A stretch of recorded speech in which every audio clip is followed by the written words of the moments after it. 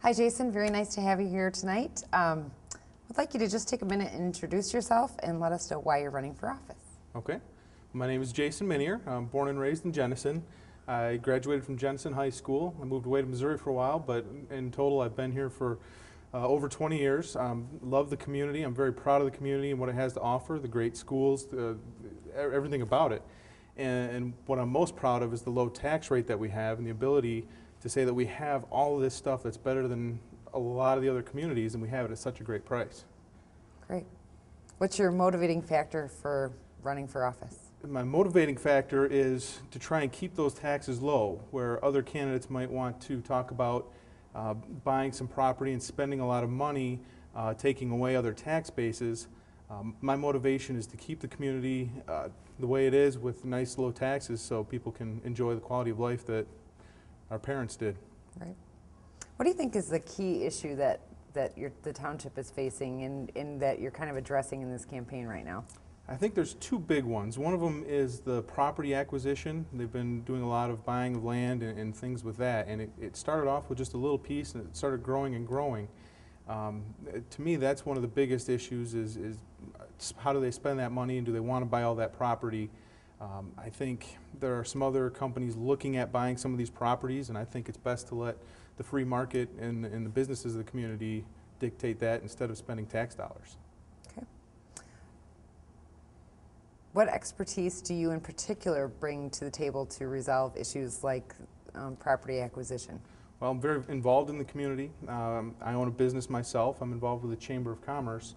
And I know lots of other companies and some of the things going on in the business world. Like I said, I know of two other organizations that have talked about buying, say, that Kmart property, where other people may want to say, let's just pay any price and buy that with the township through taxpayer dollars.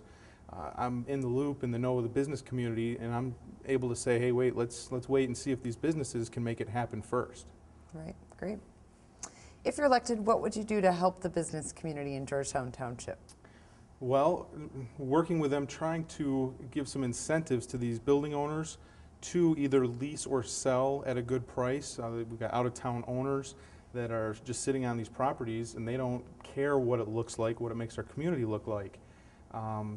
They're just using those as a tax write-off. So there's different things that we have now in our tax code about homes and homestead taxes, where tax levels are a little different. I think there's a way we could maybe incentivize these building owners to work with our businesses to make it easier for them to get in and do some business. I also think that there's some other things, cost of applications for variances, things like liquor licenses or even just variances for property is very high for our township compared to others. Talking to some businesses, they're afraid to even apply for some things because of those costs. I think if we can drop those costs down, we'll see some other businesses trying to do some more things.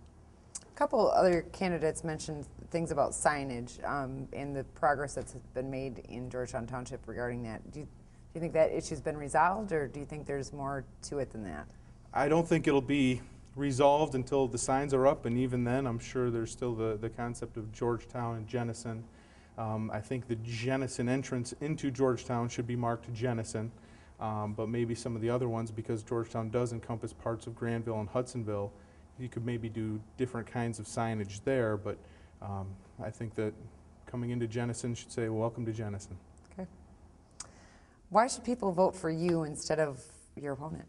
Well, there are 6 of us running for the 4 spots. I think that I firmly believe I'm in the top 4. You know, sometimes you ask, why are you the best candidate? I don't think I'm the best. I think that some of the other guys, Chad, Jim, the incumbents that have been doing this for 4 years, they've got great integrity. They know the system. They know what's going on. But I've been right there. I come to a lot of the meetings. I'm very involved, very informed in all the decisions going on here. And I believe that I would bring a fresh perspective as an individual, as opposed to electing a group of people all with the same values. I believe it should be a group of individuals, which is why we have a 7-person board, so that you get a unique perspective from 7 different people to ultimately make the best decision for the community. Great.